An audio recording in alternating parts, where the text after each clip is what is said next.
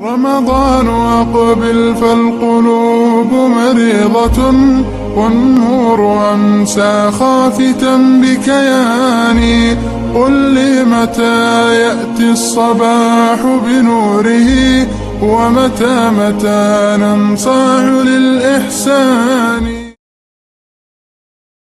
إن الحمد لله نحمده ونستعينه ونستغفره ونؤمن به ونتوكل عليه، ونعوذ بالله من شرور أنفسنا ومن سيئات أعمالنا.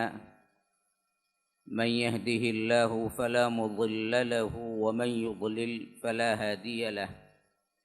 وأشهد أن لا إله إلا الله وحده لا شريك له، وأشهد أن محمدًا عبده ورسوله. أما بعد، فإن خير الحديث كتاب الله، وخير الهدي هدي محمد صلى الله عليه وسلم، وشر الأمور محدثاتها، وكل محدثة بدعة، وكل بدعة ضلالة، وفي رواية وكل ضلالة في النار. فأعوذ بالله السميع العليم من الشيطان الرجيم من همزه ونفثه ونفخه. إنما المؤمنون إخوة فأصلحوا بين أخويكم واتقوا الله. اللهم أرنا الحق حقا وارزقنا اتباعه، وأرنا الباطل باطلا وارزقنا اجتنابه.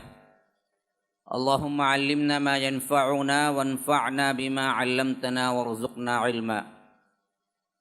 رب اشرح لي صدري ويسر لي أمري، واحلل عقدة من لساني يفقه قولي. اس اللہ کے نام سے ابتدا جس کے ناموں کی کوئی انتہا ہی نہیں. ولو ان ما فی الارض من شجرۃ اقلام، والبحر يمده من بعده 7 أبحر ما نفدت كلمات اللہ. اس ذات اقدس پر کروڑوں درود و سلام ہو جو تمام جہانوں کے لیے رحمت للعالمین بن کے آئے تھے. اللہم صلی علی محمد وعلی آل محمد کما صلیت علی ابراہیم وعلی آل ابراہیم انک حمید مجید. وبارک علی محمد وعلى آل محمد كما باركت على إبراهيم وعلى آل إبراهيم إنك حميد مجيد. برادران اسلام، واجب الاحترام بزرگوں، دوستوں، عزیز ساتھیوں، لائق احترام ماؤں اور بہنوں، سیرت خاتم النبیین صلی اللہ علیہ وسلم کے 30 اہم ترین واقعات. اس ضمن میں اللہ تبارک و تعالیٰ کے فضل و کرم سے سیرت مبارکہ کا وہ حصہ جو مکی زندگی کہلاتا ہے ہم پڑھ چکے ہیں. بغیر کسی تمہید کے گزشتہ کا خلاصہ اگر آپ کے ذہنوں میں ہے تو میں کچھ یادیں آپ کو دلاتے ہوئے آگے بڑھنے کی کوشش کروں گا. آپ کے سامنے میں نے ذکر کیا تھا اللہ کے رسول صلی اللہ علیہ وسلم 27 صفر کو غار میں پہنچے، غار ثور میں، اور وہ دن جمعہ کا تھا. پھر جمعہ، ہفتہ اور اتوار، یہ 3 دن وہاں پر رہے.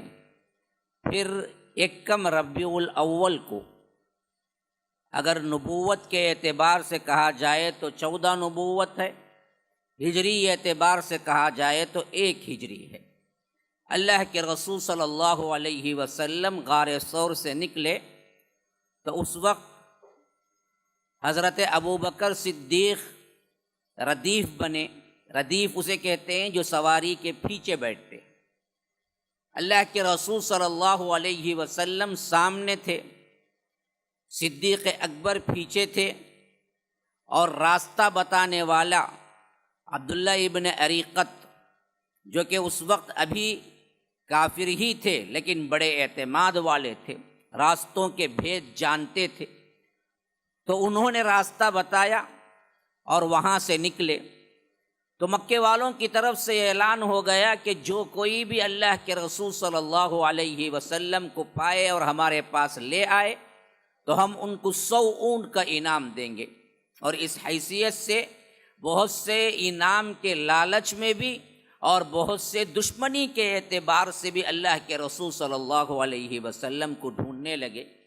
ان میں وہ بھی تھے جو اللہ کے رسول صلی اللہ علیہ وسلم جس غار میں تھے وہاں تک پہنچے، لیکن اللہ تبارک و تعالیٰ نے ان کے آنکھوں کو پکڑ لیا، وہ دیکھ نہیں سکے۔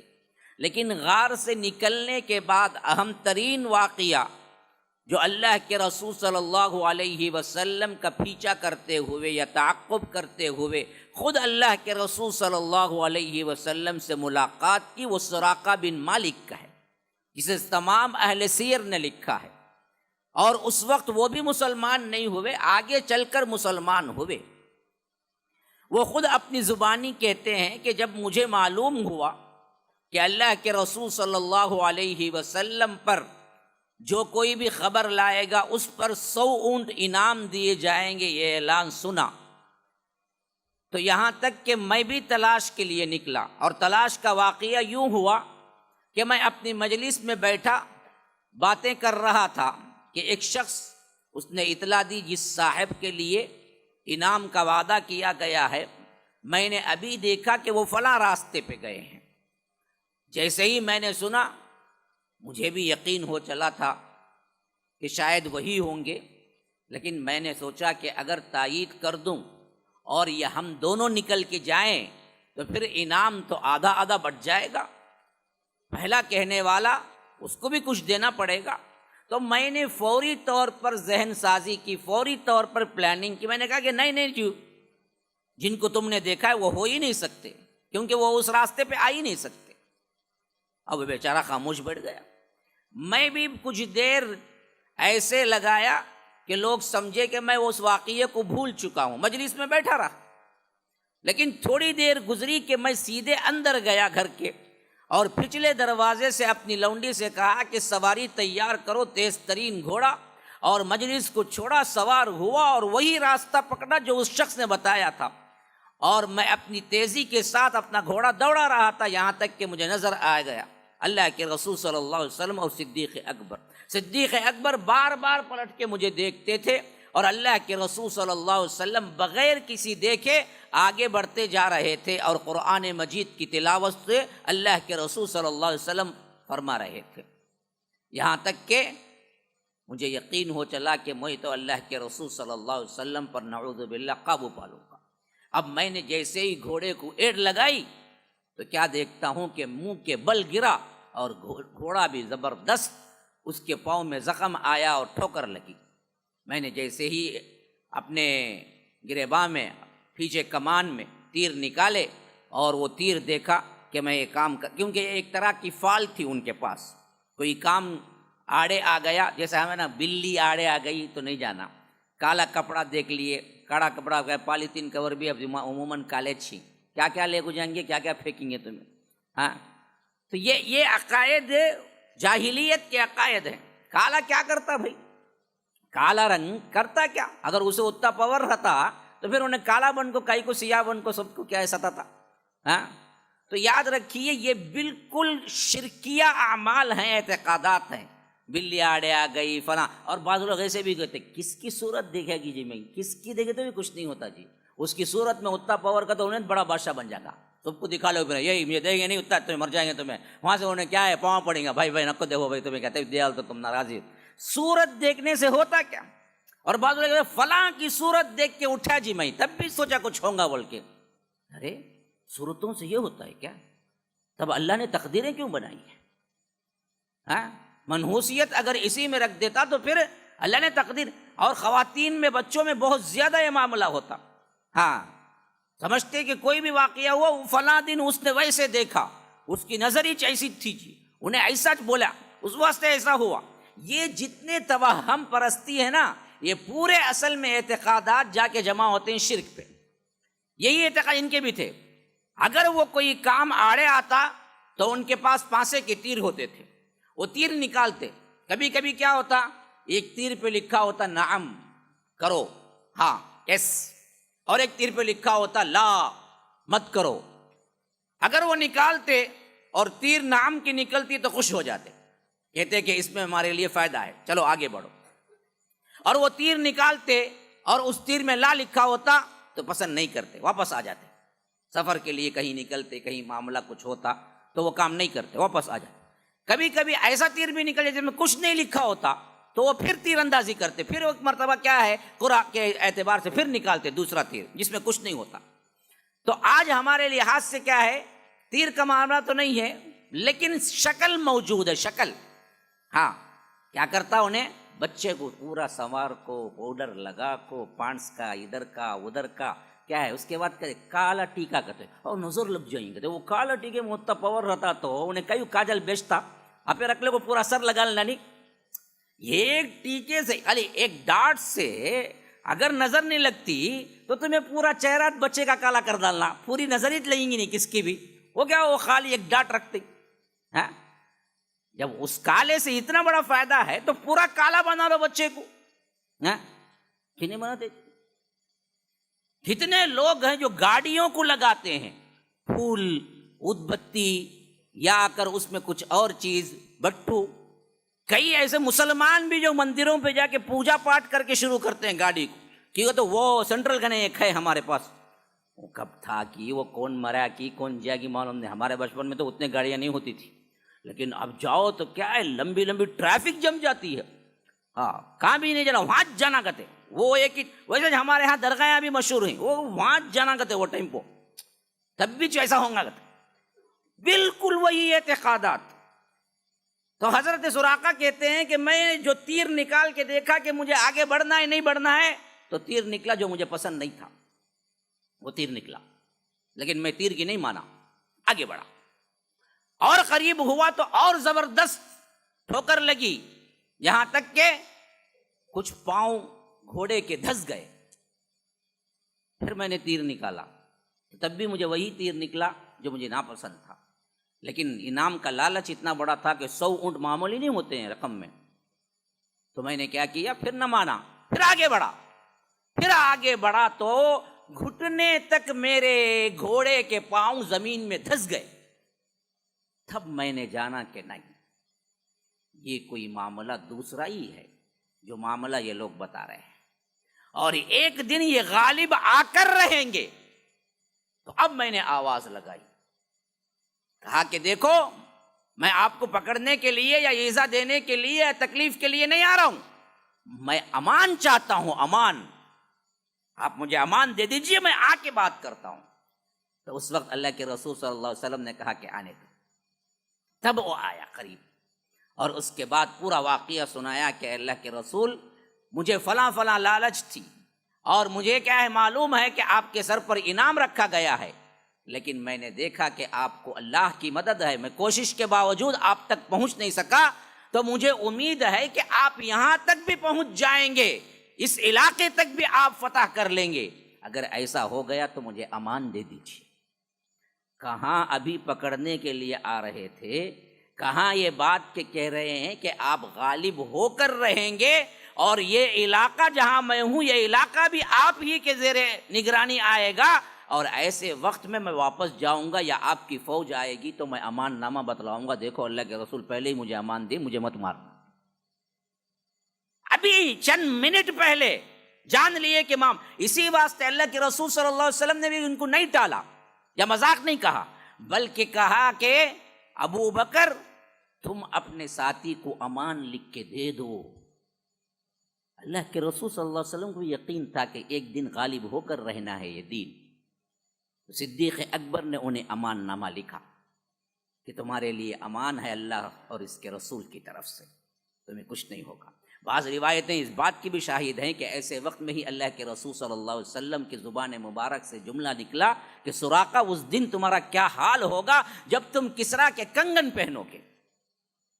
اسی وقت بشارت بھی دے دی. کہاں کسریٰ کہاں سراقہ. کسریٰ وہ تھا اس زمانے کا جیسے آج کا امریکہ ہے. ہاں، اور اچانک میں کہوں کہ بھائی تمہاری کیا حالت ہوگی، جو بائیڈن کی واچ تمہارے ہاتھ میں ہوگی، بولے تو کیا پاگل ہوئے کیا پوچھیں گے. ویسا ہی تھا معاملہ ہے جیسے اللہ کے رسول صلی اللہ علیہ وسلم نے کہا. سراقہ اس وقت تمہاری کیا حالت ہوگی جب سراقہ کسرا کے کنگن، وہ زمانے میں کیا کرتے تھے، بادشاہ کنگن پہنتے تھے. جیسے ہم چوڑیاں کہتے ہیں، بنگڑیاں جسے بولتے ہیں، عورتیں پہنتی ہیں، لیکن کنگن کیا ہوتے تھے، بادشاہ پہنتے تھے. بڑے بڑے سونے ہیرے جواہرات کے ہوتے تھے، ایک ہاتھ میں پہنتے تھے یا دو ہاتھ میں. تو اللہ کے رسول صلی اللہ علیہ وسلم نے کہا کہ وہ جو کسرا پہنتا ہے وہی کنگن تم پہنو گے ایک دن، اس وقت تمہارا کیا حالت ہوگی. اور پھر بعد میں کہتے ہیں سراقہ، اللہ کی قسم سعد ابن ابی وقاص کے لشکر میں خود شامل تھا اور میں گیا تھا. پھر آنے کے بعد سراقہ کی جو چیزیں مدینہ منورہ پہنچی تو اس کا لباس، اس کا وضع قطع، وہ سب جو بڑے قیمتی تھے کپڑے، وہ سب جب آئے تو صحابہ میں بات چیت ہونے لگی کہ فٹ کون ہوگا اس کے مطابق، یعنی اس کے مطابق چوڑان اونچا ویسے ہونا چاہیے نا کہ وہ کپڑے بھی فٹ آئیں. تو بعض لوگوں نے کیا کیا تھا، بتایا تھا، مشورہ دیا تھا حضرت عمر کو کہ یہ سراقہ پہ بڑے فٹ ہوں گے. کسرا کا قد، اس کا کیا ہے حیت وغیرہ ملتی جلتی ہے، شاید آپ پہنا کے دیکھیں. تو بطور صرف ایک نمونے کے حضرت عمر نے سراقہ کو بلایا اور کہا کہ سراقہ یہ کسرا کے کپڑے پہنو. تو جب وہ بہو پہن کے نکلے تو حیران ہو گئے، ایسے بھی عجمی لوگ پہنتے ہیں. یعنی عربوں کے لیے اشنبا تھا، عربوں کے لیے بڑی پریشانی تھی. عرب لوگ بڑے سادہ ہیں، بھائی آج بھی سادہ ہیں، ہاں ان کے پاس سادگی پہلے سے ہے اور اسلام بھی سادگی پسند ہے. لیکن عجم میں ہی یہ اللے تللے ہیں جتنے بھی ہیں. تو ایسا بھی کوئی انسان پہنتا ہے کہ ادھر سونا ادھر ہیرے ادھر جواہرات، یہ فلاں وہ فلاں. تو تب جا کے حضرت عمر نے دیکھا کہ کسرا اتنا پہن کے بیٹھتا ہے. تو اس وقت حضرت سراقہ نے کہا کہ میں قربان جاؤں، اللہ کے رسول صلی اللہ علیہ وسلم نے مجھے پہلے ہی اطلاع دی تھی کہ سراقہ تمہاری کیا حالت ہوگی جب تم کسرا کے کنگن پہنو گے. اس وقت حضرت عمر دیکھنے کے لیے وہ تمام لباس ان کو پہنایا تھا. کب ہے، حالات کیا ہیں، بالکل بے آسرا بے سہارا، راتیں رات چھپ کے نکلے ہیں، راستے میں بو سونگتے پھر رہے ہیں، قتل کا اندیشہ ہے، کوئی برسان حال نہیں ہے. لیکن اللہ کے رسول صلی اللہ علیہ وسلم ایسے وقت پیشن گوئی کرتے ہیں جو آ کے سچ ثابت ہوئی. تو جیسے آج بھی اللہ کے رسول پیشن گوئی جو کیے ہیں وہ سچ ثابت ہو کر رہے گی، ہمیں کوئی اختلاف نہیں ہے. اور حالات کا رخ دیکھ کے آپ نہیں سوچنا چاہیے کہ ایسے حالات کیسے بدلے، بدلتے. حالات بدلنے والا رب العالمین ہے، بس ہم کو بدلنا چاہیے، حالات بھی بدل جائیں. آج کی حالت میں دیکھیے کیا زور ہے، کیا پکڑ ہے، مسلمانوں پر کیسے تنگیاں ہو رہی ہیں، کیا کچھ ہو رہا ہے. دور دور تک کوئی کرن نظر نہیں آتی ہے روشنی کی. لیکن کیا ہے، ہم مایوس ہو جائیں، ہم ہندوستان چھوڑ کے بھاگ جائیں، ہم بزدلانہ باتیں کریں، ہم بس مایوس ہو کے بیٹھ جائیں کہ بھائی اب کیا ہو سکتا ہے، کچھ نہیں ہو سکتا ہے، سب گیا ہمارا. نہیں، حالات دکھ رہے ہیں ایسے، یہی ہو کر رہیں گے، نہیں ہے ایسی بات. جن لوگوں کو اللہ تبارک و تعالی نے طاقت دی، یہ طاقت کچھ بھی نہیں تھی فرعون اور حامان اور اسی طرح قارون کے سامنے. لیکن اللہ نے ان کو مٹا دیا اور وہ ایسے ہو گئے گویا کہ کبھی دنیا میں بسے ہی نہیں تھے. تو یہ آج کے آنے والے جانے والے ان کا کیا شمار قطار ہے. ہاں، ایمان ہونا چاہیے، مسلسل زندگی میں عمل ہونا چاہیے، ایک ایم، ایک مقصد ہونا چاہیے، اس کے تحت اللہ تبارک و تعالیٰ کے دین کے لیے کام کرنا چاہیے. پھر تو حالات بدلتے ہیں. جیسے اللہ کے رسول صلی اللہ علیہ وسلم ان حالات کی پرواہ کیے بغیر نکلے، یہاں تک کہ اللہ کے رسول صلی اللہ علیہ وسلم نے سراقہ نے جب کہا کہ آپ امن دے دیجئے، تب بھی یہ نہیں کہا کہ کہاں امن کی بات کرتے ہو، میں خود کیا ہے بے امنی کی حالت میں نکلا ہوں اور مجھے خود جان کا خطرہ ہے، میں تمہیں کیا امن دوں. نہیں کہا، بلکہ کہا کہ اسے امان نامہ لکھ کے دو. پھر یہاں سے آگے بڑھے اللہ کے رسول صلی اللہ علیہ وسلم. 8 دن لگاتار سفر تھا، 8 دن، 1 ربیع الاول سے لے کر 8 ربیع الاول تک. پھر پیر کا دن تھا جہاں پر اللہ کے رسول صلی اللہ علیہ وسلم قبا پہنچے. قبا پہنچنے کا وہ واقعہ رحیق المختوم میں بڑے تفصیل کے ساتھ صفی الرحمن مبارک پوری رحمہ اللہ نے ذکر کیا ہے کہ اللہ کے رسول صلی اللہ علیہ وسلم جب قبا پہنچے تو صحابہ ہر دن مدینے کے راستے کی طرف جو مکے سے ہو کے مدینہ آتا تھا اس راستے کی طرف بیٹھ کے انتظار کرتے، کیونکہ ایک حد تک پورے مسلمان ہو چکے تھے۔ حضرت مصعب بن عمیر کی دعوت اور حضرت سعد بن معاذ اور اسعد بن زرارہ اور اسید بن حضیر کی دعوت سے اللہ کے رسول صلی اللہ علیہ وسلم مدینہ پہنچنے سے پہلے مدینہ 100% مسلم ملک بن چکا تھا۔ تو جب معلوم ہو گیا اللہ کے رسول مکے سے نکل گئے صلی اللہ علیہ وسلم، صلی اللہ علیہ وسلم بولنے سے کیا نہیں ہوگا، دانت میں درد ہو کو پورے دانت نکل کو جھڑ جائیں گے نہیں، بالکل معمولی ہے، درود ہے، صرف کہہ لینا چاہیے، ثواب کا ثواب بھی، عظمت کی عظمت بھی۔ ہاں، اس سے اللہ کے رسول صلی اللہ علیہ وسلم کی عظمت نہیں بڑھ جاتی، تمہارے ثواب کی عظمت بڑھ جاتی، تمہارے لیے نیکی ہے۔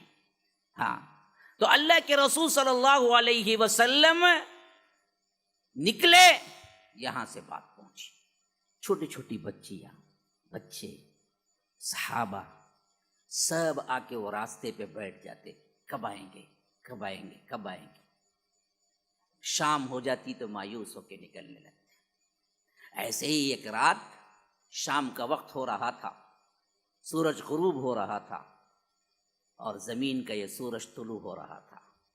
اللہ کے رسول صلی اللہ علیہ وسلم آئے، یہودی نے نعرہ لگایا کہ یہ ہیں تمہارے صاحب شاید جس کے لیے تم انتظار کر رہے تھے۔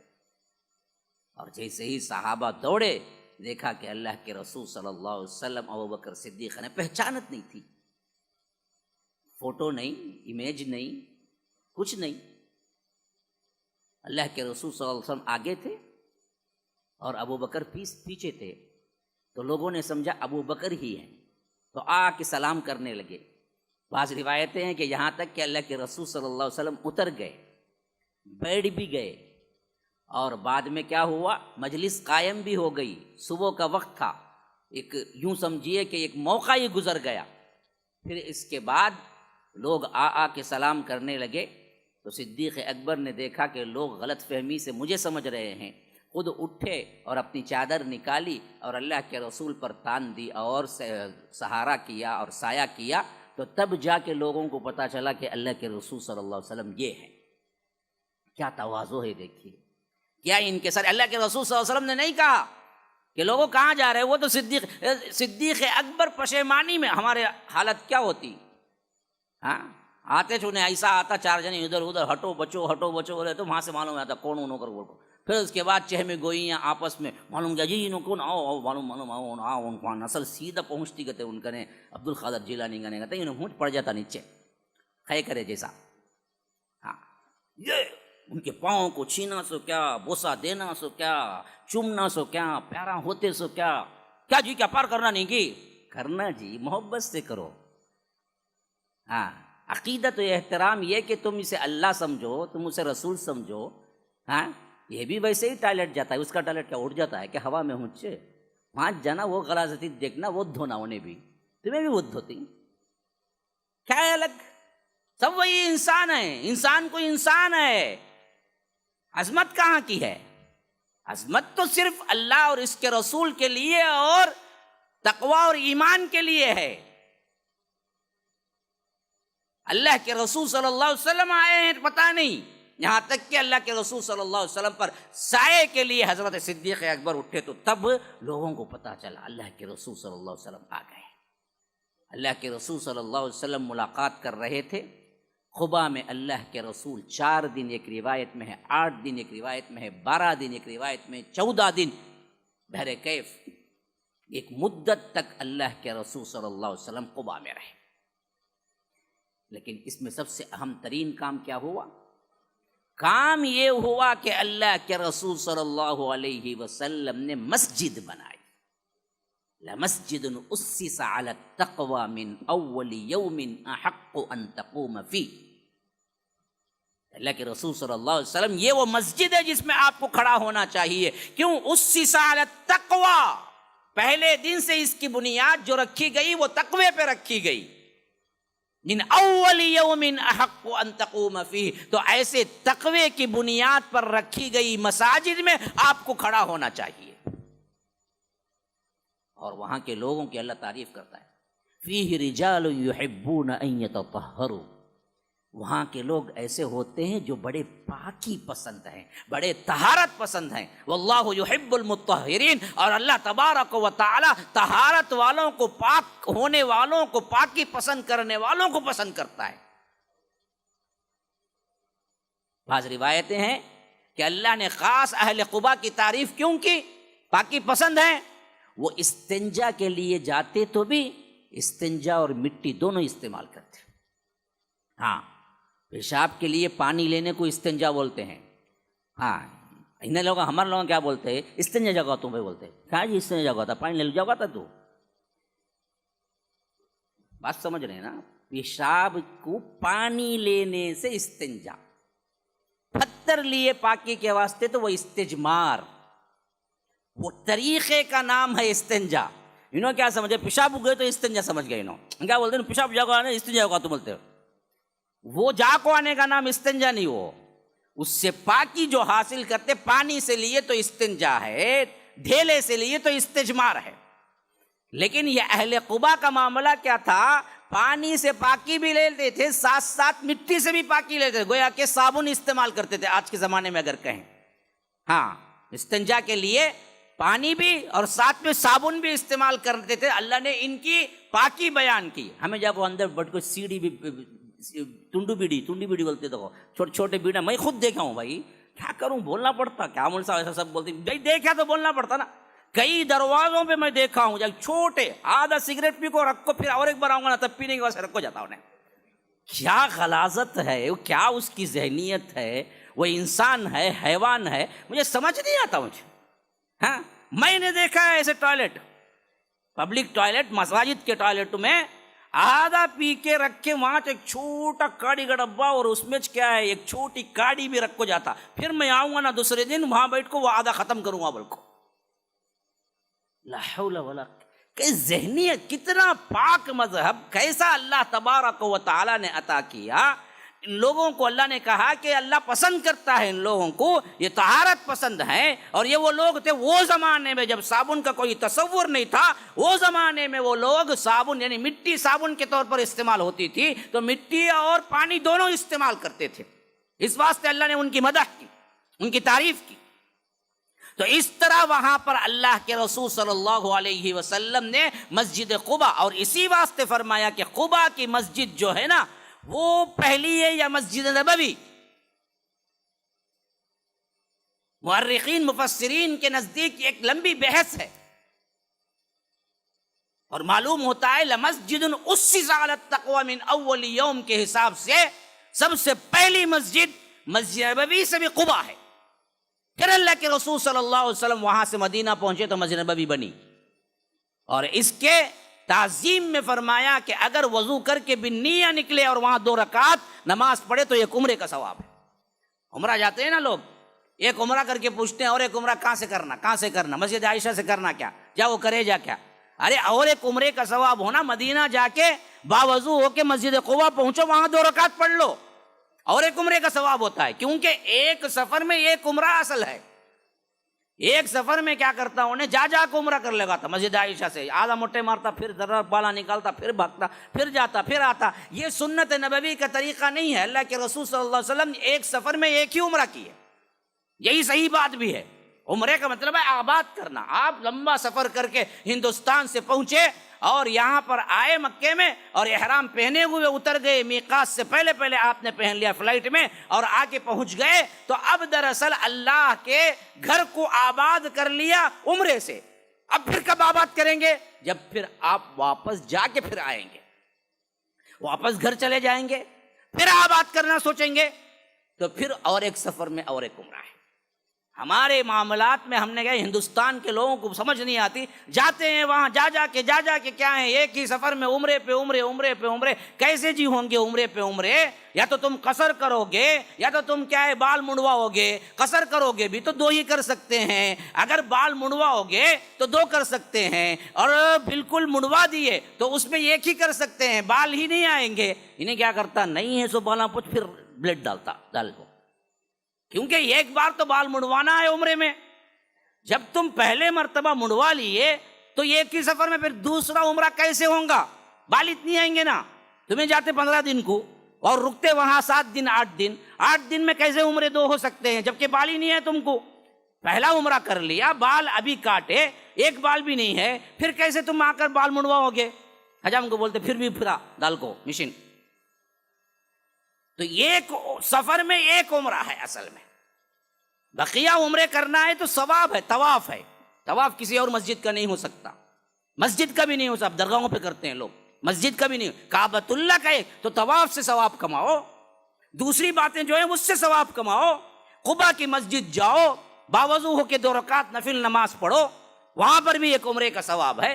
تو یہ اس کی عظمت ہے کہ اللہ کے رسول صلی اللہ علیہ وسلم نے اس کی سب سے اہم ترین پہلی بنیاد رکھی، پھر یہاں پر قیام کیا۔ تو یہیں پر اللہ کے رسول صلی اللہ علیہ وسلم سے پہلے جو نکلے اور اللہ کے رسول صلی اللہ علیہ وسلم نکلنے کے بعد جو نکلے وہ تمام صحابہ آ کے قباء میں ملے، حتیٰ کہ حضرت علی بھی 3 دن بعد پہنچے، کیونکہ اللہ کے رسول صلی اللہ علیہ وسلم نے کہا تھا کہ تم امانتیں کیا کرنا ہے، جتنی امانتیں ہیں وہ تمام امانتیں ان امانت داروں کو دے دینا ہے، ان لوگوں کو حوالے کر دینا ہے، پھر اس کے بعد آنا ہے۔ تو اس کے بعد وہ آ کے پہنچے۔ جب یہاں پر سب صحابہ پہنچ گئے، اللہ کے رسول صلی اللہ علیہ وسلم کی بیوی حضرت سودا بھی اللہ کے رسول صلی اللہ علیہ وسلم کے بعد ہی آ کے پہنچی، اور حضرت عائشہ بھی، کیونکہ ان کا بھی نکاح ہو چکا تھا۔ میں نے ذکر نہیں کیا کیونکہ ذکر آئے گا وہ مدینے میں انشاءاللہ، اس واسطے میں نے ابھی اس کو یہاں پر ذکر نہیں کیا سیرت کے ساتھ۔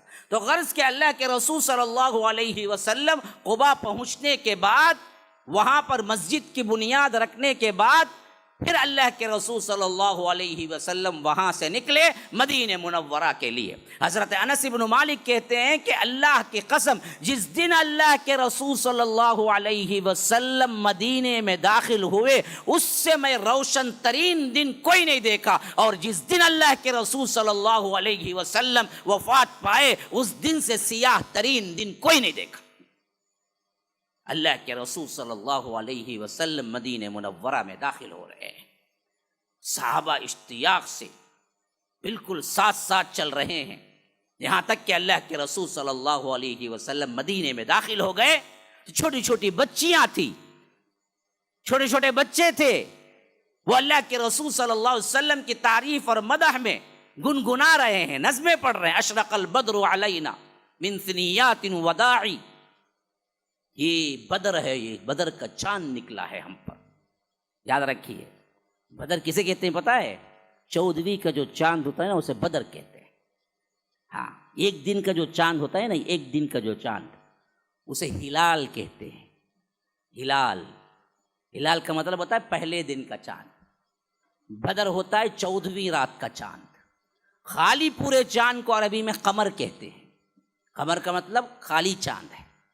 یہ عربی اتنی وسیع زبان ہے، اسی واسطے اللہ تبارک و تعالیٰ نے اپنے آخری کلام کے لیے یہ عربی چنا۔ تو بچیاں گا رہی تھی، ہم پر بدر طلوع ہوا۔ کون؟ اللہ کے رسول صلی اللہ علیہ وسلم 14ویں کے چاند کی طرح ہمارے لیے آئے۔ ہاں، ہم ان کی مدح کر رہے ہیں۔ اللہ کے رسول صلی اللہ علیہ وسلم بھی اندر داخل ہو گئے۔ ہر صحابی اپنے بارے میں، ہر صحابی کی اپنے دلی تمنا، حالانکہ بڑے بڑے پیسے والے نہیں تھے، سب ایک درمیانی گھرانے کے تھے، بلکہ غریب تھے، لیکن اللہ کے رسول کی محبت میں ہر کوئی چاہتا تھا کہ کاش کہ اللہ کے رسول صلی اللہ علیہ وسلم میرے مہمان بن جائے۔ ہر صحابی آ کے التجا کرنے لگا، اللہ کے رسول آپ میرے گھر میں آ جائیے، میرے گھر میں آ جائیے۔ اس وقت اللہ کے رسول صلی اللہ علیہ وسلم اپنی اونٹنی، جس کا نام قصوہ آیا ہے، قصوہ پہ بیٹھے ہوئے تھے. اونٹنیوں کے بھی نام ہوتے تھے, گھوڑوں کے بھی نام ہوتے تھے اس زمانے میں.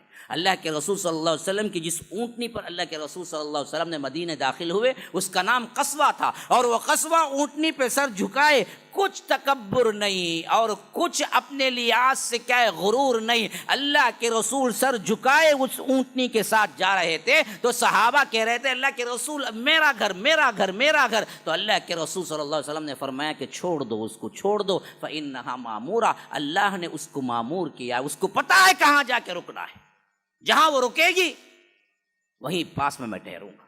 یہاں تک کہ اونٹنی چلتی چلتی چلتی بعینی ہی اس جگہ آ کے رک گئی جہاں آج مسجد نبوی ہے.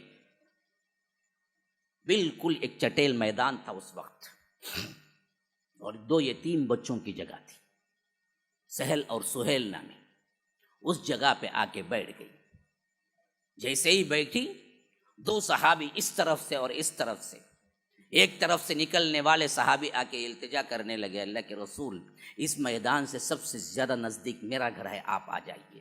ادھر ابو ایوب انصاری دوڑتے بھاگتے آئے اور اللہ کے رسول صلی اللہ علیہ وسلم کے سامان کو اٹھا لیا اور التجا کرنے لگے, اللہ کے رسول میرا گھر سب سے زیادہ نزدیک ہے, آپ میرے گھر آ جائیں. اللہ کے رسول صلی اللہ علیہ وسلم نے اس صحابی کو مسکرا کے جواب دیا کہ سامان جس کے پاس ہوتا ہے مسافر وہیں جاتا ہے. اب انہوں نے سامان اٹھا لیا ابو ایوب انصاری نے.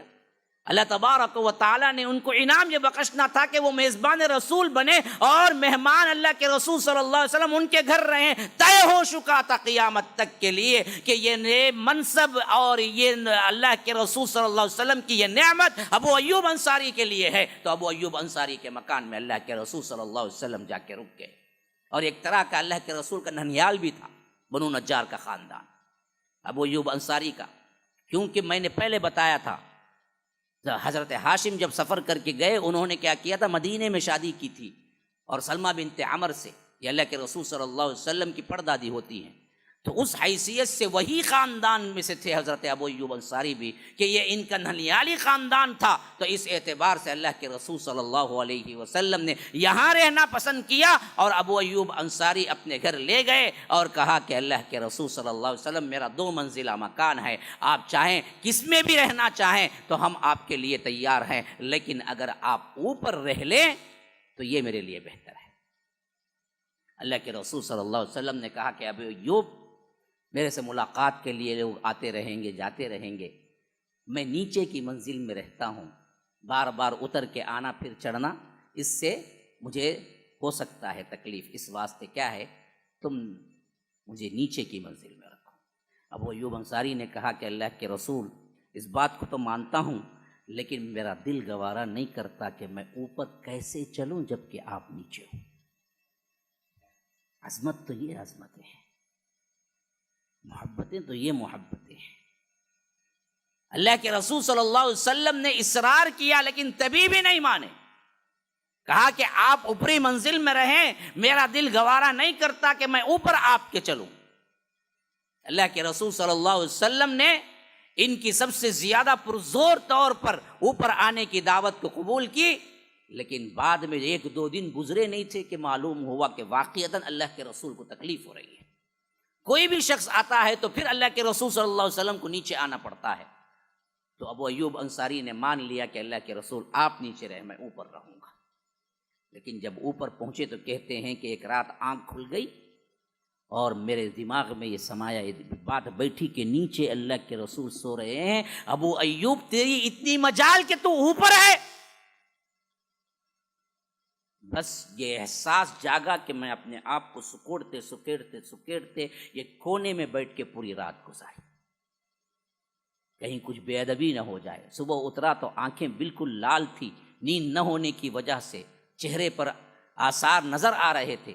اللہ کے رسول صلی اللہ علیہ وسلم نے پوچھا کہ ابو ایوب کیا ہوا؟ کہا کہ اللہ کے رسول کل رات مجھے احساس ہوا کہ آپ نیچے ہیں اور میں اوپر ہوں, یہ میری مجال کہاں ہے؟ تو اللہ کے رسول صلی اللہ علیہ وسلم نے سمجھایا کہ ابو ایوب فکر نہ کرو، یہ دراصل کیا ہے، بے ادبی نہیں ہے، میں نے خود خوشی سے تمہیں اجازت دی ہے کہ مجھے اوپر رہنا تکلیف دہ ہے۔ تب کہیں جا کے حضرت ابو ایوب انصاری کو اطمینان ہوا۔ اللہ کے رسول صلی اللہ علیہ وسلم 6 مہینے تک ابو ایوب انصاری کے مکان میں رہے، یہاں تک کہ اللہ کے رسول صلی اللہ علیہ وسلم کا گھر یعنی بیویوں کے حجرے تعمیر ہوئے۔ یہ کیسے ہوئے یہ بھی یاد رکھ لیجئے، بہت ہی سبق آموز معاملہ ہے۔ کیا تیاری ہوئی، کیسے گھر بنے، کس معاملے میں اللہ کے رسول صلی اللہ علیہ وسلم نے اس دنیا میں رہنے کو اہمیت دی، ذرا غور کر کے دیکھو۔ اللہ کے رسول صلی اللہ علیہ وسلم آنے کے بعد پہلی ہجری میں سب سے اہم ترین کام اپنے صحابہ کے لیے کیا، اپنے گھر بنوانے سے بھی پہلے۔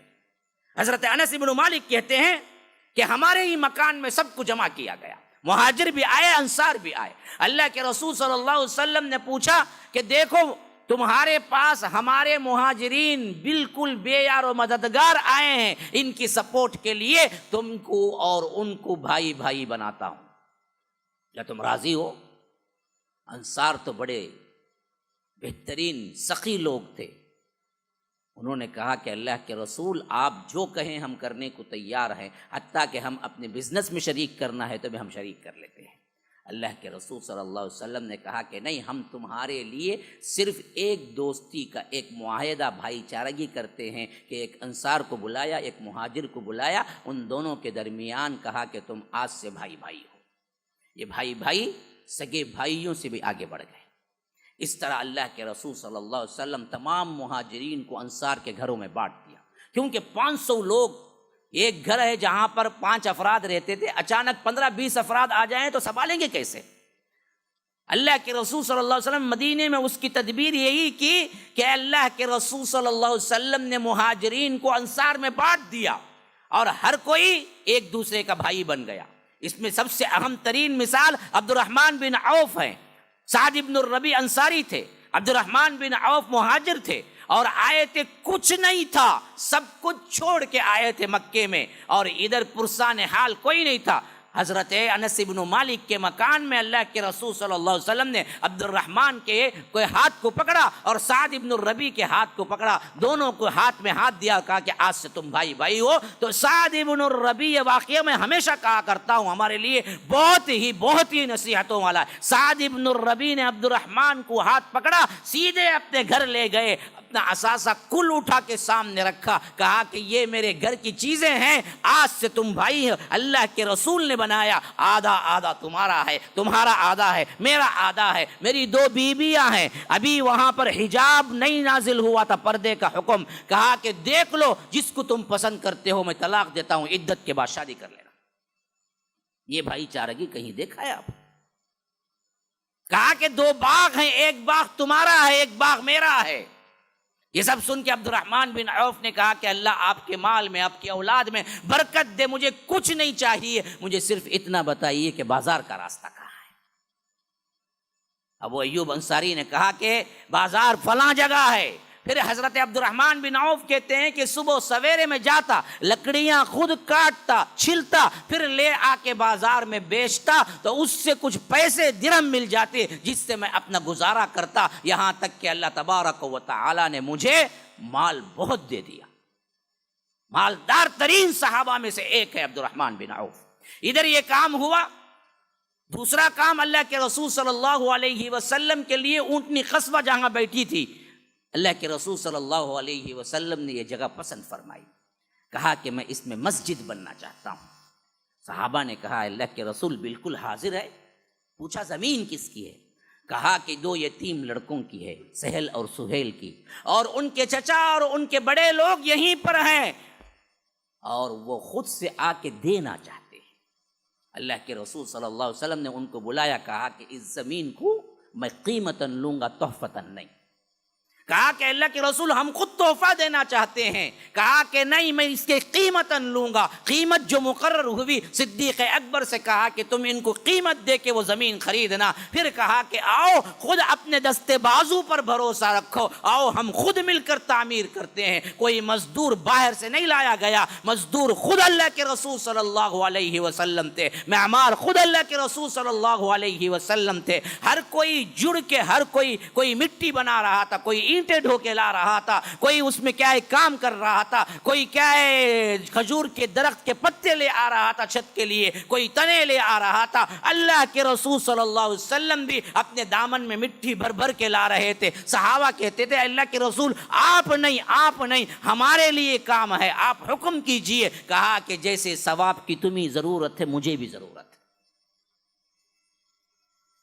مٹی اٹھاتے اٹھاتے تھکان شروع ہو گئی تو اللہ کے رسول صلی اللہ علیہ وسلم نے یہ نظم, یہ رجز گا کے صحابہ کو جگایا. اللہم لا عیش الا عیش الآخرہ فاغفر للانصار والمہاجرہ. اے اللہ زندگی تو زندگی صرف آخرت کی زندگی ہے, یہ دنیا کی کوئی زندگی نہیں ہے. یہ کیا زندگی ہے, یہاں تو ایک دن مرنا ہے, اصل تو آخرت ہے. تو اے اللہ مہاجرین اور انصار کی مغفرت کر دے, انہیں کیا ہے آخرت کی زندگی عطا کر دے. صحابہ کہتے ہیں کہ جیسے جیسے اللہ کے رسول صلی اللہ علیہ وسلم کی آواز بلند ہوتی اللہم لا عیش الا عیش, تو صحابہ اور جوش سے اور آگے بڑھ بڑھ کے وہی بات کہتے کہتے اللہم لا عیش الا عیش الآخرہ فاغفر للانصار والمہاجرہ. کوئی مٹی اٹھا رہا ہے, کوئی اینٹ بنا رہا ہے, کوئی کیا ہے مسالہ اس کے اندر رکھ رہا ہے. کہ اس طرح اللہ کے رسول صلی اللہ علیہ وسلم نے دیواریں اٹھائی اور درمیان میں تنا دیا, کھجور کے پتے اوپر ڈالے اور اس کو مکمل کیا مسجد کے طور پر. اور وہ مسجد نیچے مٹی تھی, اوپر کھجور کے پتے تھے.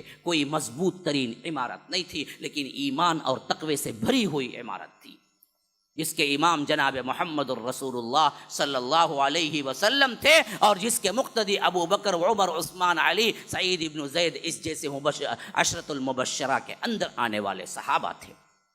مسجد کی تعمیر ہو گئی. پہلے مسجد گھر نہیں بنایا, مسجد کی تعمیر ہو گئی تو اسی مسجد کے متصل حجرات بنائے. اور وہ حجرے کتنے تھے؟ ایک آدمی لیٹے تو سر اور پیر لگتا تھا, ایک آدمی کھڑا ہو تو چھت کو سر لگتا تھا. اتنے ہی کمرے تھے, اتنے ہی کمرے تھے.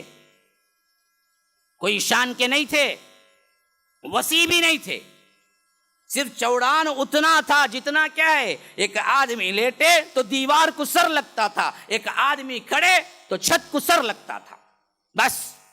اب اس وقت حضرت سودا نکاح میں تھی, حضرت عائشہ نکاح میں تھی, تو اس حیثیت سے حجرے شروع میں 2 بنے. اور اللہ کے رسول صلی اللہ علیہ وسلم وہاں پر دروازہ بھی نہیں رکھا, دروازے کے لیے بھی پیسہ نہیں, وہاں پر پردے پڑے ہوئے تھے, اور وہ پردہ ہٹاتے تو اللہ کے رسول مسجد میں آ جاتے, اور مسجد سے جانا ہوتا تو اللہ کے رسول صلی اللہ علیہ وسلم حجرے میں جاتے. اس طرح حجرات تعمیر ہو گئے. تو اللہ کے رسول صلی اللہ علیہ وسلم نے تیسرا اہم ترین کام کیا, وہ یہودی قبائل سے معاہدہ. کیونکہ وہاں یہودی بھی آباد تھے, اور یہودی کثرت سے آباد تھے. یہودیوں کے 3 قبائل بہت ہی قدیم تھے. ہاں, بنو قینقاع, بنو نذیر, بنو قریظہ, یہ 3 قبائل یہودیوں کے تھے. اور یہ تینوں قبائل مالداری میں, معاشیات میں, اور اسی طرح معیشت میں, اسی طرح سیادت میں, سب میں ان لوگوں پر بھاری تھے, جو کہ اصل مدینے کے باشندے تھے. وہ 2 قبیلوں میں تھے, ایک اوس, ایک خزرج. 2 ہی قبائل تھے جو اصل مدینے والوں کے تھے, ایک اوس تھے, ایک خزرج تھے. یہ دونوں اصل میں اوس اور خزرج, پیچھے جاؤ پیچھے جاؤ پیچھے جاؤ پیچھے جاؤ, بہت پرانے زمانے کے 2 سگے بھائی تھے. اب ان کی نسل بٹی, خاندان بڑا ہوا, ان کے بیٹے آئے, ان کے بیٹے آئے, ان کے بیٹے آئے, ان کے بیٹے آئے, اور یہ کزنس ہوتے گئے تو بڑے بڑے قبیلے بن گئے. تو ایک بھائی کا نام اوس تھا تو اوس قبیلہ بن گیا, اور ایک بھائی کا نام خزرج تھا تو خزرج قبیلہ بن گیا. لیکن ہوا یہ کہ جیسے ہی دراصل دور گزرا, زمانہ گزرا, قبیلے الگ ہوئے. جیسے عام طور پر کزنوں میں دشمنیاں ہوتی ہیں, ویسے ہی معاملہ ان دونوں کے درمیان دشمنی کا ہو گیا. ہمیشہ دونوں لڑتے رہتے تھے. اب ان میں ثالث کا کردار کون ادا کرتا تھا؟ یہ یہودی کے 3 قبائل جو تھے نا، غزوہ بنو قینقاع، بنو نذیر اور بنو قریظہ، یہ تینوں قبائل مل کے دراصل ثالث کا کام کرتا تھا جو آج امریکہ کر رہا ہے، وہی تھے وہ بھی۔ دونوں قبائل کو ہتھیار یہی پرووائڈ کرتے تھے اور دونوں کو لڑاتے بھی یہی تھے، دونوں کو صلح کراتے بھی یہی تھے، پھر لڑاتے بھی یہی تھے۔ اصل کام اس کا ہونا ساتھ میں، ہاں یہی کام آج جو کر رہا ہے نا، ہاں وہی کام ہو رہا تھا۔ یہ لڑ کے تھک گئے تھے، چھوٹی چھوٹی باتوں پر لڑائیاں شروع ہوتی تھی تو سالوں چلتی تھی۔ اللہ کے رسول صلی اللہ علیہ وسلم سے آنے سے بالکل 1 سال یا 2 سال پہلے ہی ایک لڑائی ختم ہوئی تھی جسے جنگ بعاث کہتے ہیں۔ یہ جنگ بعاث 200 سال چلی، 200 سال ان کے درمیان، اوس اور خزرج کے درمیان۔ لڑائی کیوں ہوئی؟ صرف یہ، ایک اوس کے خاندان کی ایک بکری نے خزرج کے خاندان کا ایک کھیت میں جا کر چر لیا۔ بکری کو کیا معلوم وہ دشمن کا کھیت ہے؟ ہاں بکری ہوتی ہے نا جی، اسے کہاں ہریالی دکھی منہ مارے گی، ہے نا؟ بکری ہے، وہ جانور ہے۔ ایسے ہی جانور آج بہت سے ہو گئے ہیں ہمارے اندر بھی، جہاں دیکھے منہ مارتے ہیں۔ حرام ہے، حلال ہے، دیکھنا ہے، نہیں دیکھنا ہے، محرم ہے، نامحرم ہے، یہ سب ہمارے پاس سے اٹھ گئے۔ آج ہمارے نوجوانوں کی نگاہیں بہت بے باک ہو گئی ہیں، لڑکوں کی نہیں لڑکیوں کی بھی، دونوں برابر ہیں، بلکہ کٹر کیا ہے، بہترین مقابلہ چل رہا ہے دونوں میں سے، انہیں پہلے کرتا ہے کہ انہیں پہلے کرتی کی بول۔ عورتیں بھی بے باک، مرد بھی بے باک، نوجوان تو وہ حیائی گم، جو آنکھوں کی حیا ہوتی ہے وہ حیائی گم، جہاں خوبصورتی دیکھی وہاں منہ مارنے لگے، جیسے جانور جہاں ہریالی دیکھتا ہے وہاں منہ مارتا ہے، اسے کیا پتا حرام حلال کیا ہے۔ ایسے ہی ہماری نسلیں برباد ہو رہی ہیں، وہ حیا کا پردہ گیا، ہاں وہ نیچے رکھنے کی نگاہیں کہاں گئی؟ نام کا پردہ تو رہ گیا ہے، نقاب بھی ہے، ہاں بعد میں آستین میں بھی کیا ہے، گلوزز بھی پہننے والیاں ہیں، لیکن پھر بھی نظر بج جاتی ہے، سب چلتا رہتا ہے۔ انہیں داڑھی اتنی بڑی رکھ لے، وہاں دیکھ رہا ہے دیوانے بیوقوف، داڑھی کی تو کم از کم رکھ لے لاج، ہاں کتنے ایسے مسائل اللہ نے کچھ بنا دیا، ہم تو کچھ نہیں، لیکن دن دہاڑے کتنے فون آتے ہیں، کتنی غلاظتیں ہیں ہمارے اندر، کتنی حرام کاریاں ہیں، تبدیل نہیں ہوئی۔ فحاشی اور یعنی کا کوئی ایسا ٹھکانہ نہیں ہے، جو سب کچھ آ چکا ہے۔ تو وہ بکری اصل میں کیا تھی کہ دوسرے خاندان کی بکری دوسرے خاندان کے کھیت میں چر گئی، اس پر لڑائی شروع ہوئی، 200 سال چلتی رہی۔ اب ان 200 سال میں کون سب سے زیادہ کماتا رہا؟ یہ یہودی کماتے رہے کہ ان کو بھی سپلائی کرتے ان کو بھی سپلائی کرتے، دونوں کو لڑاتے رہتے۔ اب ان کو بھی منہ بند کرنا ضروری تھا۔ اللہ کے رسول صلی اللہ علیہ وسلم اندر داخل ہوئے، پہلے یہی چیز، اگر یہ لوگ کسی کے سپورٹ میں آئے تو وہ بہادر بن جاتا تھا۔ اللہ کے رسول صلی اللہ علیہ وسلم نے کہا کہ اب میں آیا، اب معاہدہ کرو، باوجود یہودی ہونے کے۔ اللہ کے رسول سے ان سے اگریمنٹ کی، دیکھو تمہارا دشمن ہمارا بھی دشمن، تمہارا دوست ہمارا بھی دوست، لیکن آپ کو ہماری تائید کرنا پڑے گا، ہم کو اگر کوئی حملہ کرے تم بھی سپورٹ کرنا پڑے گا، تم پر کوئی حملہ کرے گا ہم بھی سپورٹ کریں گے، معاملات کا فیصلہ تم اپنے کتاب کے مطابق کر لو تورات کے، ہمارے معاملات جو ہوں گے وہ ہمارے نبی سے کر لیں گے، لیکن پورے مملکت کے معاملات اللہ کے رسول صلی اللہ علیہ وسلم کے ہاتھ میں ہوں گے۔ دشمنی دوستی یہ دونوں دراصل ہمارے ساتھ رہے گی، تمہارا دوست ہمارا بھی دوست ہے، ہمارا دشمن تمہارا بھی دشمن ہے۔ ان باتوں پر معاہدہ ہوا، اگریمنٹ ہو گئی۔ اب یہاں سے کیا ہو گیا؟ یہودی پھنس گئے، انہوں نے سوچا کہ ایسی ہی بات ہے پھر بعد میں ہم کر لیں گے، لیکن یہ معاہدے کی وجہ سے یہ لوگ دراصل کیا ہو گئے، دل سے نہ چاہتے ہوئے بھی اللہ کے رسول صلی اللہ علیہ وسلم کی مدد کرنے پہ مجبور ہو گئے۔ اسی واسطے ہم دیکھتے ہیں کہ بدر میں، احد میں یہ تڑپتے رہے کہ کس طرح قریش کی مدد کریں، لیکن کر نہیں پائے۔ انشاءاللہ وہ آگے آئیں گے واقعات۔ یہ 3 واقعات اہم ترین ہیں پہلی ہجری کے اندر۔ کیا کیا واقعات؟ 3 واقعات کون سے جو پہلے ہجری کے اندر ہوئے ہیں؟ ہاں، مسجد نبوی کی تعمیر، مہاجرین و انصار کا بھائی چارہ۔ نمبر 3، یہودیوں کے ساتھ معاہدے۔ اللہ کے رسول صلی اللہ علیہ وسلم یہ کرنے کے بعد اصحاب رسول اللہ صلی اللہ علیہ وسلم کی تربیت، اہل صفہ وہیں سے وجود میں آئے۔ مسجد نبوی کی تعمیر ہوئی تو یہ مسجد صرف نمازوں کے لیے مختص نہیں تھی، مسلمانوں کا ہر کام اسی مسجد کے اندر ہوتا تھا۔ آج مساجد تو شاندار ہیں لیکن نمازوں کے لیے کھولے جاتے ہیں اور بند کر دیے جاتے ہیں۔ اگر یہ مکاتب بن جائیں، یہ مدارس بن جائیں، یہ مراکز بن جائیں تو یاد رکھیں دنیا کی کوئی طاقت ہمیں مٹا نہیں سکتی۔ کتنے مساجد ہیں، بڑے بڑے مساجد، اور ان کے اکاؤنٹس میں لاکھوں کا روپیہ پڑا ہوا ہے، لیکن قوم کے کوئی کام نہیں آتا ہے، صرف نماز پڑھتے ہیں، لاک کرتے ہیں۔ اگر یہ تمام مساجد مراکز بن جائیں، تمام مساجد اسکولز بن جائیں، تعلیم ہو وہاں پر، یہی سسٹم تھا انگریز آنے سے پہلے تک بھی۔ اسکول کہاں تھے ہمارے؟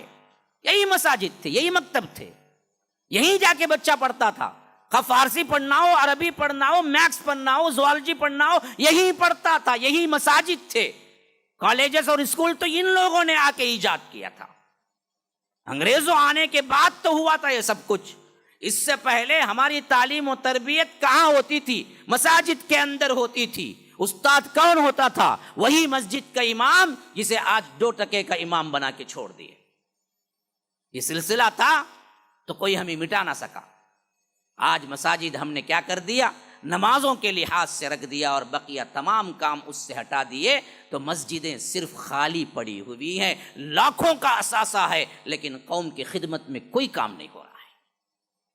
اللہ کے رسول صلی اللہ علیہ وسلم کی مسجد تربیت گاہ تھی، اللہ کے رسول صلی اللہ علیہ وسلم کی مسجد عبادت گاہ تھی، اللہ کے رسول صلی اللہ علیہ وسلم کی مسجد تعلیم گاہ تھی، اللہ کے رسول صلی اللہ علیہ وسلم کی مسجد اسی طرح کے ہتھیار اور دوسرے جنگی طور پر جو تجربے ہونا چاہیے تھا وہ بھی وہیں ہوتے تھے، فیصلے ہونا تھا کوٹ وہ بھی وہیں ہوتے تھے، شریعت کے مسائل سیکھنا تھا یہ بھی وہیں ہوتے تھے، دروس اور تدریس یہ بھی وہیں ہوتے تھے۔ اللہ کے رسول صلی اللہ علیہ وسلم کے پاس خواتین کو آنا تھا بھی وہ بھی وہیں ہوتے تھے۔ ہاں، حتیٰ کہ فجر اور عشاء میں بھی آتے تھے۔ بخاری کے اندر یہ روایتیں ہیں کہ اللہ کے رسول صلی اللہ علیہ وسلم کی نماز کے لیے ہم مسجد جاتے تھے، فجر کی نماز، جمعے میں نہیں، ہم تو جمعہ رکھے ہیں جی، اسی پہ پکارا ہے۔ کیوں بلائے عورتوں کو؟ عورت مال جا سکتی ہے، سنیما جا سکتی ہے، تھیٹر جا سکتی ہے، دریا جا سکتی ہے، ادھر ادھر پھر سکتی ہے، اپنے عاشق کے ساتھ کیا ہے بائکوں میں ادھر ادھر جا سکتی ہے، کسی کو کچھ نہیں ہے۔ مسجد کو کھولو تو پوچھتے ہیں کہ کیوں عورتوں کو بلایا؟ اللہ کے رسول صلی اللہ علیہ وسلم کے زمانے میں 5 وقتہ نمازوں کو بھی آیا کرتی تھی، فجر کو بھی آیا کرتی تھی، عشاء کو بھی آیا کرتی تھی۔ بخاری کے اندر یہ روایتیں ہیں کہ جب پردے کا نزول ہوا، رات کا موقع تھا، اللہ کے رسول نے کہا کہ پردے کے ساتھ آنا، رات بھر بیٹھ کے ہم نے چادریں سی، یہاں تک کہ فجر کی نماز کو ہم نکلے تو اپنی چادریں لے کے نکلے، جس کے پاس چادر نہیں تھی تو ہم نے پوچھا اللہ کے رسول ہم کیسے آئیں فجر کو؟ تو اللہ کے رسول نے کہا اپنی بڑی چادر ہو تو اس میں چھوٹی بچی کو اندر کر کے لے آؤ۔ ہم نے کیا کیا؟ مساجد سے عورتوں کا پورا تعلق مٹا دیا، تو کیا ہو گئے؟ گھر برباد ہو گئے۔ کیوں؟ آتے ہی نہیں نا، سنتے ہی نہیں۔ مرد سنتا لیکن گھر میں کہاں رہتا؟ گھر میں تو بچوں کی تربیت ماں کرتی ہے، عورت کرتی ہے۔ عورت نہ سدھرے تو پھر گھر کیسے بنے گا؟ مرد 24 آورس تو نہیں رہ سکتا، اس کے اپنے کام ہیں، لیکن تمام دروس، تمام خطبات، تمام جمعہ سب مرد کو سنائے، عورت کچھ نہیں، لمبی داڑھی، فجر سے لے کو عشاء تک خالی مسجد میں۔ عورت اس کی بیوی پوچھو نماز کیا معلوم نہیں اسے، پڑھتی اتنی نماز ہے؟ کئی کو بیویاں ایسے ہیں جن کو نماز نہیں معلوم، کیوں؟ سکھایا ہی نہیں گیا، معلوم ہی نہیں ہے انہیں کیا ہے نماز۔ یہ تو آتے ہیں کسی نہ کسی طرح کچھ نہ کچھ تو کیا ہے سیکھ لیتی ہیں، لیکن خواتین کہاں سے آئیں، کیسے سیکھیں؟ نماز پڑھنے کا طریقہ کہاں سے آئے؟ ان کو کون سکھائے؟ انہیں کون بتائے کہ یہ نماز کا طریقہ ہے؟ نہیں معلوم۔ بنیادی باتیں کون سنائے انہیں نہیں معلوم. آج کچھ اویئرنیس ہوا ہے تو آج دراصل کچھ کام ہو رہے ہیں خواتین کے لیے، لیکن یاد رکھیے اس کا سب سے بڑا خمیازہ جو بھگتنا پڑا ہے نا، ہماری نسلوں کو بھگتنا پڑا ہے. بچے تربیت سے محروم ہو گئے. اس واسطے آج ہمارے نوجوانوں کی نسلیں دیکھیے، ان کو تربیت نہیں ملی، ماں کی گھر میں تربیت نہیں ملی، اسلامک ماحول نہیں ملا. بڑے ہو گئے، اب ان کو اسلامک ماحول سکھاؤ تو کیا 20 سال 25 سال کا جو ماحول ان کو ملنا تھا وہ ایک دن میں مل جائے گا. خواتین کے لیے اللہ کے رسول صلی اللہ علیہ وسلم نے مساجد ہی میں درس دیا تھا. خواتین سدھری تھی تو مساجد ہی میں سدھری تھی. حتیٰ کہ کئی صحابیات بیان کرتی ہیں کہ ہم نے جمعہ میں سورہ قاف کو تلاوت کرتے سن سن کے یاد کر لیا اللہ کے رسول صلی اللہ علیہ وسلم کی مجلس میں. جمعہ میں اس حیثیت سے تمام کے تمام آیا کرتے تھے. تو یہ مسجد بنی، اللہ کے رسول صلی اللہ علیہ وسلم نے یہاں تربیت گاہ بنائی. اب اس تربیت میں سب سے اہم ترین زور کس پہ تھا میرے بھائیوں؟ قرآن پہ تھا. کوئی اور کتاب نہیں پڑھائی گئی، کوئی الگ سے لکھا نہیں گیا. پورا منبع اسلام قرآن تھا. قرآن سیکھو سکھاؤ، کس کو سکھا رہے ہیں؟ اردو پڑھنے والے ہمارے جیسے لوگوں کو نہیں، عربی پڑھنے والے جن کی زبان عربی اور وہ خود جو کہتے ہیں پورے لوگوں کو عجم گونگا اور ہم عرب بات، انہی کو قرآن سکھا رہے ہیں. تو یاد رکھو قرآن کا سیکھنا عربوں پر ضروری ہے تو کیا ہم عجمیوں پہ ضروری نہیں ہے؟ اس سے زیادہ ضرورت ہے ہمیں قرآن سیکھنے کی. لیکن ہم نہ قرآن پڑھتے ہیں، نہ سمجھتے ہیں، نہ سیکھتے ہیں. رمضان المبارک کا کچھ تبرکن مہینہ آ گیا، ادھر ادھر اردو میں پڑھ لیتے ہیں، مسئلہ ختم. الحمدللہ رب العالمین الرحمن الرحیم، کیا معنی ہے، کس کا معنی ہے، کہاں بنتا ہے؟ کیا یہ عربی ہے؟ وہ یاسین جو مشہور تعین ہے، وہ بڑھیاں جو بھی ہمارے بڑے بوڑھے پڑھتے ہیں، ذرا ان کو بولو، پڑھو بولو. والقرآن الحکیم انک لمن المرسلین، کیا ہے پڑھتے؟ قرآن پڑھتے؟ یہ قرآن ہے. انک لمن المرسلین کا مطلب اللہ کے رسول آپ رسولوں میں سے نہیں ہیں، کفریہ کلمہ ہے. ہاں، کئی الفاظ ایسے ہیں جو بالکل بدل کے رہ گئے ہیں اور اسے قرآن سمجھ کے پڑھ رہے ہیں. ثواب ملے گا یا عذاب ملے گا؟ اللہ محفوظ رکھے. ھذا وباللہ التوفیق صلی اللہ وسلم علی نبینا محمد. اسأل اللہ لی ولکم ولسائر المسلمین من کل ذنب فاستغفروہ انہ هو الغفور الرحیم. ابھی یہاں پر بیٹھے رہیں، ہمارا معاملہ جو ہے آج کے انعام کا وہ ختم ہو جائے تاکہ مجلس برقرار رہے. اور آپ نیچے چلے جائیں شیخ، وہ کہاں ہے؟ اور ایک اعلان بھی ہے خاص طور پر چندے کے سلسلے میں. مرکز الاسلامی للتعلیم والتربیہ، یہ کہاں بھئی ہے؟ یہ ضلع جام تاڑا جھارکھنڈ. اچھا، وہاں کا ایک مرکز ہے، وہاں کا ایک اسلامی ادارہ ہے اور اس میں تقریباً 540 طلباء و طالبات ابتدائی تا عربی چہرم تک حفظ اور تجوید اور دیگر علوم اثریات سے بھی مستفید ہو رہے ہیں.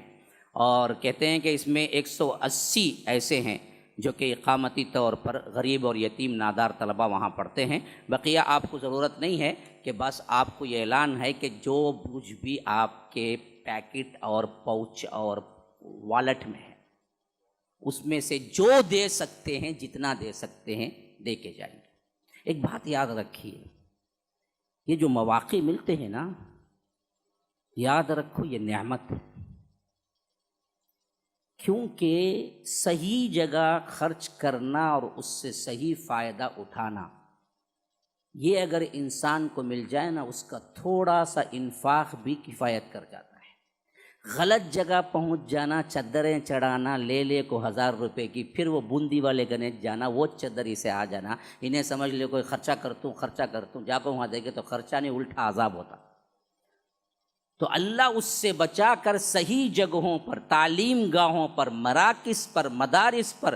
اور اللہ کا بہت بڑا فضل یہ ہے کہ یہاں ہم کہیں ساؤتھ کے ایک کونے میں ہیں، چنئی، تمل ناڈو میں بھی ایک کونا چنئی، اور یہ لوگ جو آ رہے ہیں پورے انڈیا سے، کوئی یو پی سے آ رہا ہے، کوئی جھارکھنڈ سے آ رہا ہے، کوئی بہار سے آ رہا ہے، تو معلوم ہے کہ یہاں کے لوگ دل والے ہیں، دینے والے ہیں، اور ہم کیا ہیں 5 روپے اندر سے ٹوٹل کے رکھنے والے ہیں، تو کتنا نام خراب ہوگا میرے بھائی۔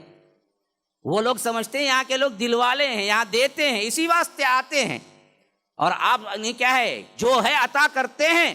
تو اس سے پوری انڈیا کے اندر جہاں جہاں مراکز ہیں، مدارس ہیں، اس سے بہت بڑا فائدہ ہوتا ہے، اور وہ تعلیم گاہوں میں خرچ ہوتا ہے، اس سے بہترین امت کی مائیں بہنیں اور اسی طرح امت کے اعتبار سے بڑے بڑے علماء تیار ہوتے ہیں۔ آج نہیں دکھے گا لیکن اس کا پھل بہت جلد آپ کو دکھے گا، اور دکھ رہا ہے۔ کہاں کہاں آپ جائیں، یہ جو کچھ بھی نارتھ سائڈ کے بڑے بڑے علماء ہیں وہی تو ساؤتھ کو سنبھالے ہوئے ہیں۔ ہمارے اپنے کتنے ہیں حفاظ اور علماء؟ کتنے ہیں بھائی؟ یہاں کی زیادہ، وہاں کی زیادہ ہے؟ ہاں، تمہیں دیے تو اتنا زیادہ ہونے۔ تو اب جاتے جاتے جتنا، علی بھائی کسی بھی پکڑو نہ کو نیچے دین دے، ہاں، تو جاتے جاتے وہاں پر موجود ہیں شیخ، جتنا ہو سکے آپ لوگ مدد کر کے جائیے۔ ایک دعا کی درخواست آئی ہے، کلیم صاحب یو ایس اے میں ایکسیڈنٹ کی وجہ سے، اللہ اکبر، ان کا انتقال ہو گیا ہے۔ رمضان المبارک کا مہینہ ہے، دعا کیجئے کہ اللہ تبارک و تعالی ان کی مغفرت فرما دے، اللہ تبارک و تعالی ان کے حسنات کو قبول فرمائے، ان کے سیئات سے درگزر فرمائے، ان کے قبر کو نور سے بھر دے، اور انہیں اعلیٰ علیین میں جگہ دے۔ اور ایک رفیع اللہ شریف کے لیے بھی کیا ہے، بیک پین ہے، درد ہے، ان کے لیے دعا کیجئے کہ اللہ تبارک و تعالی انہیں صحت میں زندگی عطا کرے، اللہ تبارک و تعالی انہیں شفاء کاملہ عاجلہ مستقبل عطا فرمائے، اللہ تبارک و تعالی ایسی صحت دے جس کے بعد کوئی بیماری نہ ہو۔ اور جتنے بھی مریض ہیں ہم اللہ سے دعا کرتے ہیں کہ اے اللہ ان سب کو تو شفاء کاملہ عاجلہ مستقبل عطا فرما۔ یہاں ہے نا بھائی آج کے ٹوٹل جنہوں نے جوابات دیے ہیں وہ 198 ہے، ماشاء اللہ۔ بولو نا جی اللہ اکبر، پیسہ نہیں پوچھتے نا، ہاں ماشاء اللہ۔ صرف جو داخل ہوئے ہیں وہ 190 پر 8 ہیں، ماشاء اللہ۔ تو یہ چیز بہت آگے تک جا رہی ہے، بہت لوگ سن رہے ہیں، محنت کر رہے ہیں، جواب دینے کی کوشش کر رہے ہیں، ماشاء اللہ۔ اور یہاں کے لوگ صرف کیا ہے، ہنسنے کی کوشش کر رہے ہیں۔ دور دراز سے لوگ کیا ہے، داخلہ لے رہے ہیں، اس میں آ کر آگے بڑھ رہے ہیں، لیکن اپنے بہت کم آ رہے ہیں۔ آپ بھی داخلہ لیجئے، کوشش کیجئے، علم حاصل کیجئے، کچھ نہ کچھ اس قوال کے ذریعے ایک بات بھی سیرت کی یاد رہ گئی، فائدہ ہی فائدہ ہے بھائی آپ کے لیے، نقصان تھوڑی ہے۔ ہاں تو کوشش کیجئے جواب دینے کی، 1-2 مرتبہ سنیے، پھر 1 مرتبہ سنیے، کیا جوابات ہیں دیکھیے، ایک جواب بھی آپ کو یاد ہو گیا تو یہ بہت بڑا سرمایہ ہے تمہارے لیے۔ اور ونرز جو ہیں وہ 5 ہیں۔ چلیے ونرز کم ہو یہاں، اب بچوں کو بلاؤ، کہاں ہیں؟ کوئی چھوٹا، آؤ آؤ آؤ بیٹا آؤ، ہاں بسم اللہ بول کو اٹھاؤ، انکیا بند کر کو، انکیا بند کرو، مجھے دیکھتے ہیں گھر کو، کیا جی، ہاں لاؤ جاؤ، ان کو چاکلیٹ لا کو رکھو، بنانی بچہ کو جاؤ بولنے میں مشکل ہوتی ہے بھائی، مجھے چاکلیٹ لا کو رکھو، کہتے دے کو بھیجیں گے۔ ہاں اچھا، یہ کیا ہے بھائی، یہ پرو نہیں، یہ کیا ہے، یہ پی کیا نام ہے؟ سب سے پہلے کیا ہیں، پہلے نمبر پر اسلم آئے ہیں، یہ پی لکھے ہیں، کچھ اور نام بھی لکھے ہیں، وہ کیا نام لکھے ہیں پتہ نہیں ہے، آپ نمبر انٹر کیجئے۔ اور بیٹا آؤ، تمہیں آؤ جی، کوئی ایک جنا ہو جی، کیا بھی نہیں کرتا جی، میں اٹھاؤ جی، بسم اللہ بول کو، جاؤ جاؤ۔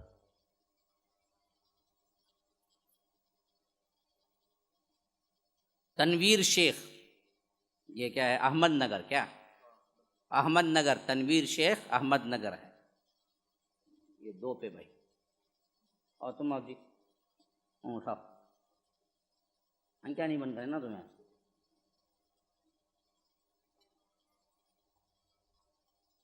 یہ کیا ہے بھائی،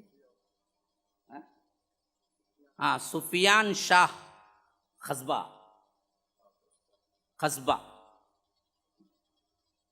یہ 3 پہ۔ سبحانک اللہم و بحمدک، اشہد ان لا الہ الا انت، استغفرک و اتوب الیک۔